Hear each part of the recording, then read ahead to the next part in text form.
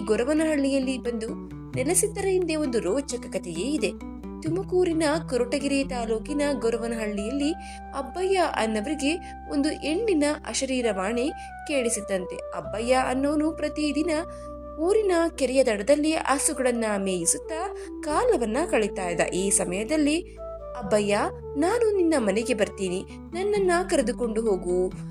ಕರೆದುಕೊಂಡು ಹೋಗು ಅಂತ ಆ ಅಶರೀರವಾಣಿ ಹೇಳ್ತಾ ಇತ್ತು. ಆ ಅಶರೀರವಾಣಿ ಪದೇ ಪದೇ ಕೇಳಿಸ್ತಾನೆ ಇತ್ತು.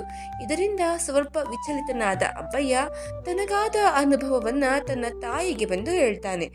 ಆಗ ತಾಯಿ ಇನ್ನೊಮ್ಮೆ ಆ ಅಶರೀರವಾಣಿ ಕೇಳಿಸಿದರೆ, ನೀನು ದೆವ್ವವಾದ್ರೆ ಅಲ್ಲೇ ಇರು, ದೇವರಾದ್ರೆ ನನ್ನ ಜೊತೆ ಬಾ ಅಂತ ಹೇಳುವಂತ ಅಬ್ಬಯ್ಯನ ತಾಯಿ ಹೇಳ್ತಾಳೆ. ತಾಯಿಯ ಮಾತಿಗೆ ಒಪ್ಪಿಕೊಂಡ ಅಬ್ಬಯ್ಯ ಎಂದಿನಂತೆ ತನ್ನ ಕೆಲಸವನ್ನ ಮುಂದುವರಿಸಿಕೊಂಡು ಅದೇ ಕೆರೆ ದಡಗೆ ಹಸುಗಳನ್ನ ಮೇಯಿಸಲು ಬರ್ತಾನೆ.